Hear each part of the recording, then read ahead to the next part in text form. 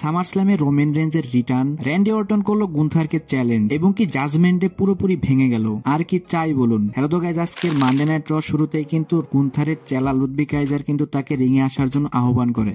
গুন্থারও কিন্তু পুরা বস লেভেলের একটা এন্ট্রি নেয়। তারপর সে মাইকে নিজের অনেক প্রশংসা করতে থাকে নিজেই। সে বলে সে King of the Ring tournament জিতেছে, সে ওয়ার্ল্ড হেভিওয়েট চ্যাম্পিয়নশিপ জিতেছে, সে নিজেকে একজন মহান রেসলার হিসেবে দাবি করেন এবং সে নিজেকে লেজেন্ড দাবি করতে থাকে। এর মাঝখানেই কিন্তু র্যান্ডি অর্টন সমস্ত দর্শককে চমকে দিয়ে মানডে নাইট রতে রিটার্ন করে। দর্শকের মতো আমি অবাক হয়ে গিয়েছিলাম, কারণ আমি মনে করেছিলাম যে র্যান্ডি অর্টন তো স্ন্যাকডাউনের সুপারস্টার, সে হয়তো কোডি রোডসকে চ্যালেঞ্জ করবে, কিন্তু না, র্যান্ডি অর্টন চ্যালেঞ্জ করে বসে গুন্থারকে। প্রথমে সে র্যান্ডি অর্টন রিংয়ে আসে এবং এসে বলতে থাকে তুমি নিজেকে লেজেন্ড দাবি করছো, কিন্তু একটা কথা মনে রাখবে আমি কিন্তু লেজেন্ড কিলার। এই কথা শোনার পরে কিন্তু কারো বুঝতে বাকি থাকে না যে র্যান্ডি অর্টন গুন্থারকে চ্যালেঞ্জ করতে চলেছে। র্যান্ডি অর্টন আরো বলে কিং অফ দ্য রিং টুর্নামেন্টে কিন্তু গুন্থার র্যান্ডি অর্টনকে ক্লিয়ারলি ভাবে হারাতে পারেনি। এটা একটা কন্ট্রোভার্সিয়াল ম্যাচ হয়ে যায়, এর জন্য কিন্তু ট্রিপল এইচও বলে এর আরেকটা ম্যাচ হবে। তারপর গুন্থারকে বলে আরেকটা ম্যাচ তো হতেই পারে আমাদের মধ্যে। এর মাধ্যমে গাইস অফিসিয়াল হয়ে গেছে ডাব্লিউডাব্লিউ যে নেক্সট পিপিভি আছে সেটার মধ্যে কিন্তু গুন্থার ভার্সেস র্যান্ডি অর্টনের ওয়ার্ল্ড হেভিওয়েট চ্যাম্পিয়নশিপ একটা ম্যাচ হবে। এরপর কিন্তু অস্থির একটা ম্যাচ দেখা যায় যেটা কিনা সেমাস ভার্সেস লুডভিগ কাইজারের মধ্যে 1-on-1 একটা ম্যাচ হয়। এই ম্যাচটাতে কিন্তু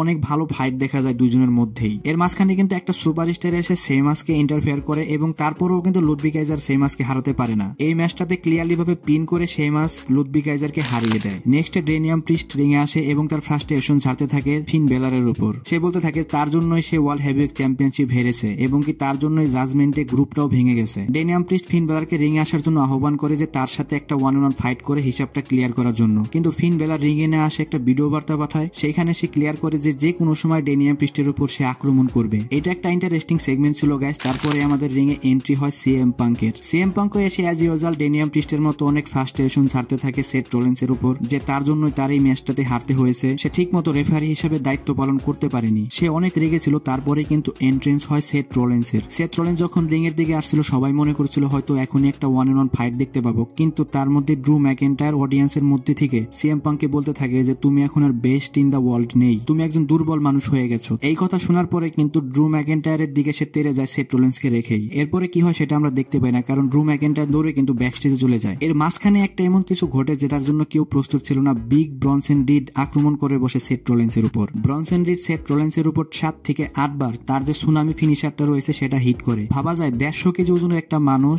রিং এর উপর থেকে একজন মানুষের উপর 8 বার ঝাঁপিয়ে পড়ে। এর ফলে কিন্তু সেথ রলিন্সের মুখ দিয়ে রক্ত পর্যন্ত বের হয়ে গিয়েছিল। সো গাইস, বলা যাচ্ছে না এই বিষয়টা নিয়ে যে বিগ ব্রনসন রিড কেন সেথ রলিন্সের উপর আক্রমণ করলো। হয়তো তাদের মধ্যে খুব তাড়াতাড়ি একটা ভালো ম্যাচ দেখতে পাবো আমরা। তারপর গাইস একটা স্পেশাল ম্যাচ হয় যেটা কিনা Damian Priest versus JD McDonald. ভাবা যায় মাত্র 2 দিন আগে তাদের জাজমেন্টে ফ্র্যাকশনটা ভেঙে গেছে, তার মধ্যেই তাদের গ্রুপের মেম্বারের সাথে তার ফাইট। এটা কিন্তু গাইস আগে থেকেই বলা যায় যে এই ম্যাচে অনেকগুলো ডিস্ট্রাকশন হবে এবং কি ইন্টারফেয়ারেন্সও দেখা যাবে। সেটাই হয়েছে গাইস। ম্যাচের মাঝখানে ডেনিয়াম প্রিস্টের উপর আক্রমণ করে বসে ফিন বেলার, এবং ফিন বেলার শুধু একা ছিল না, কার্লিটো এবং ডমিনিক মিস্টেরিও ছিল। এবং সব থেকে শকিং ব্যাপার হলো তাদের লিড করছিল কিন্তু লিভ মর্গান।